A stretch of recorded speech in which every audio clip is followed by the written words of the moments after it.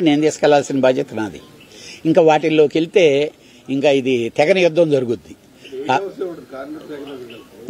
Sir ఇక్కడ కూడా 8 అవర్స్కే ఇద్దాం, 8 అవర్సే ఇద్దాం. భోజనాలు ఎవరు పెడతారండి? భోజనాలు పెట్టే అసలు ఇంపాసిబుల్ సార్. నేను అక్కడి నుంచే వచ్చిన అని చెప్తున్నా. That question is very wrong. ఇప్పుడు నాకు 6 to 6 ఉంది, 9 to 6 చేస్తా. 8 అవర్సే కదా. మధ్యాహ్నం భోజనం నేను ఎందుకు పెట్టాలి? కాఫీ టిఫిన్లు నేను ఎందుకు ఇవ్వాలి? ఈ కాదు, వాటి దగ్గరికి ఇది ఒక ఫ్యామిలీ లాగా అలవాటు అయిపోయింది. ఒక 50 సంవత్సరాల నుంచి ఇది ఒక ఆర్గనైజేషన్లు. అసలు ఇది ఇండస్ట్రీయే కాదు. గవర్నమెంటే ఇప్పుడు దాకా ఇంకా ఫిల్మ్ ఇండస్ట్రీ అని ఐడెంటిఫికేషన్ ఇవ్వాల. ఇప్పుడు సుష్మా స్వరాజ్ గారు ఉండేటప్పుడు పార్లమెంట్లో ఫిల్మ్ ఇండస్ట్రీని ఇండస్ట్రీ చేద్దామన్నారు, కానీ ఇప్పటి వరకు జరగల. అవి కాదు, ఏదో విధంగా ఈ సమస్య పరిష్కారం అవ్వాలి, తొందరలో షూటింగ్లు స్టార్ట్ అవ్వాలి. మనం కోరుకోవాల్సింది అదే. వాళ్ళు ఇళ్ళు ఇద్దరు ఇంట్లో ఫ్యామిలీ లాగా షార్ట్ అవుట్ డెఫినెట్గా ఈ రోజు ఈవినింగ్, రేపు సాయంకాలం లోపల మాత్రం పరిష్కారం అవుతుందనే గట్టి నమ్మకం నాకుంది. పరిష్కరింపబడద్ది.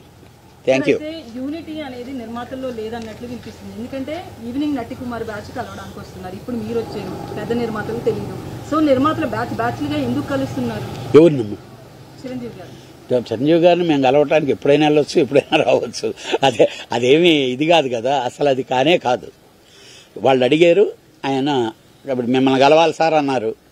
పెద్ద దిక్కుగా ఆయనకి చెప్పుకుందామని చెప్పి వాళ్ళకు ఉండే సమస్యలు ఏదైనా ఉంటే చెప్దామనేది తప్పితే దీంట్లో చిన్న ప్రొడ్యూసర్కి పెద్ద ప్రొడ్యూసర్కి యూనిటీ ఎప్పుడు ఉండదమ్మా. నేను ఇంకోటి చెప్తున్నా, ఈరోజు ఈ సంవత్సరం 300 సినిమాలు జరిగితే దాంట్లో 60 సినిమాలే పెద్ద సినిమాలు. కావాలంటే మీరు లిస్టు తీసుకోండి. 240 సినిమాలు ఈరోజు చెప్పే చిన్న నిర్మాతలు ఇది అనేవాళ్ళు ఎవరన్నా కూడా వాళ్ళు ఎవరు కూడా ఉండరు. ఆ కంటిన్యూషన్లో ఇక్కడ రన్నింగ్లో ఉండేవాళ్ళు 10-15 మంది తప్పితే వేరే ఎవరూ లేరు. జెన్యున్గా మాట్లాడుకోవాలంటే కొత్త నీరు వస్తూ ఉంటుంది, పోతూ ఉంటుంది. అది ఉంది కాబట్టి కృష్ణానగర్ ఇంకా సస్యశ్యామలంగా, ఎంప్లాయీస్ అందరూ సస్యశ్యామలంగా ఉన్నారు. అదే ఆ జనాలు రాకుండా కానీ అడ్డుకట్టేస్తే ఆకలి మంటలతో మన ఇండస్ట్రీ ఇక్కడ అల్లకల్లోలం అయిపోతుంది. Thank you.